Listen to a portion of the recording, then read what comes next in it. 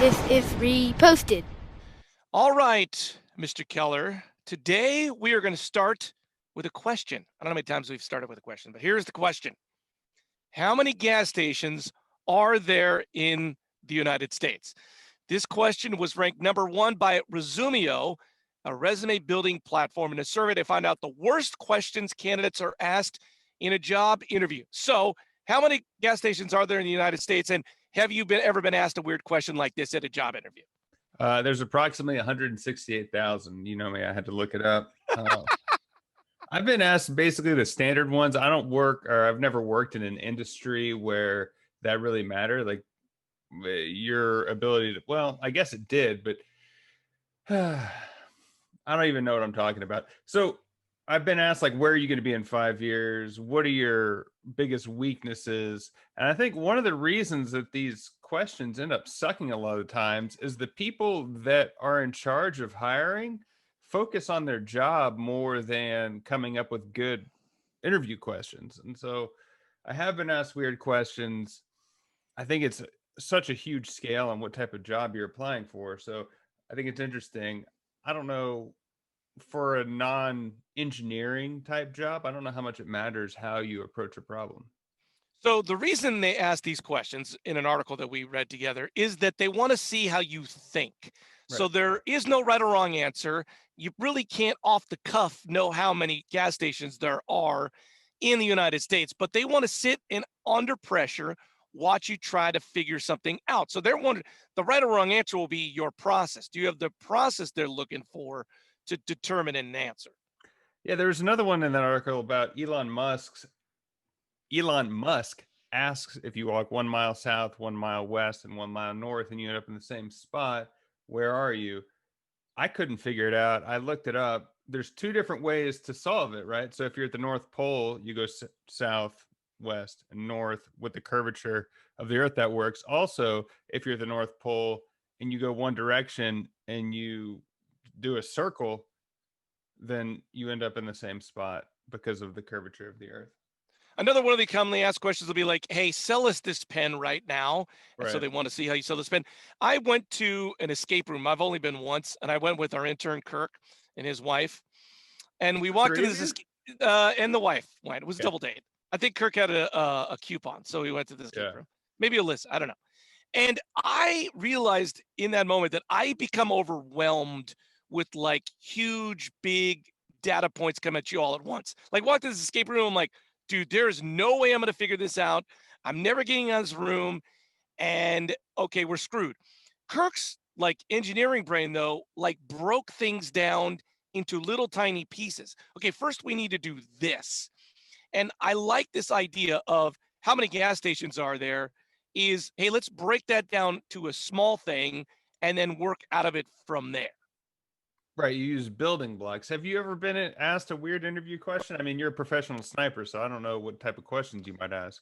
Well, I mean, the easy, cheap one that I've been asked is, what are your weaknesses?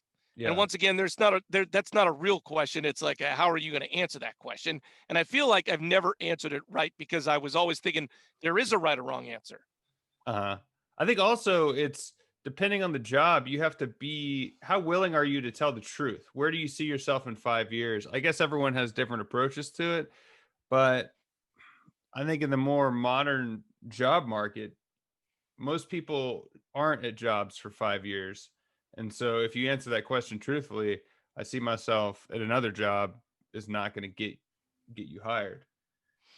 I just think this idea of this question for me was how do you make a decision making process when it comes to you rather quickly and you have to decide information? I've always been, I'm not, I feel like I've confessed this multiple times on the Reposta podcast. I am horrible under pressure. I do not make good decisions. When I have to putt for a lot of money, I become overwhelmed and my brain does not let me focus. So if I was in one of these job interviews and they asked me the question about the North Pole, move 1 mile south, where would you be? I would be screwed.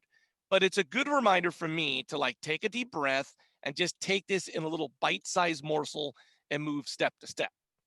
I guess one of the good things about these interview questions is some of them are so common that you can prepare for them before you go to an interview. Like, what are your weaknesses? You can Yeah. prepare that now. I said you said that you've gotten it wrong every time. Have you come up with an answer? No, but reading this article made me realize once again I can come up with a sort of creative answer that they'd go like, "Oh, well, that was really creative," and they'd Mhm. go like, "Oh, he's a creative person," and whether the answer's right or wrong, it'll just be a creative answer. Right, like I eat tuna every Tuesday and I'm going to put it in the microwave in the break room, and that's my biggest weakness is I'm going to stink up the office once a week, Yeah, right? exactly. That's total and like in my line of business of radio broadcasting, they're looking for creative things, not necessarily a true answer.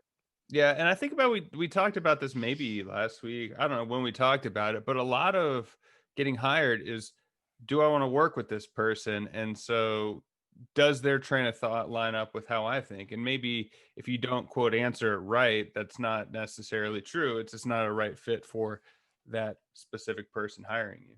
That's true.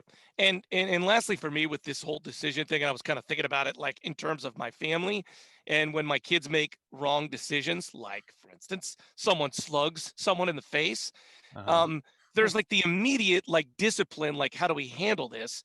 But Right. there's also like the larger issue of how do we not have this happen in the future? So I think with anything, there's like the small issue of like what's happening in the immediate, and then the large issue of how do you want behavior changed? And so I thought of it, it's like a small and a big thing all at once. And I think that same of a job interview, answering the question, but also showing them, hey, here's my potential to be this person, other person.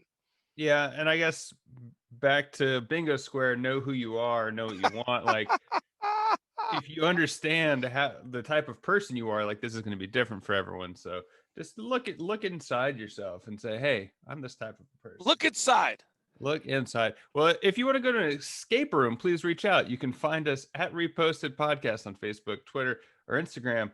I'm Andrew Keller for the most interesting man in the world saying thank you for stopping by.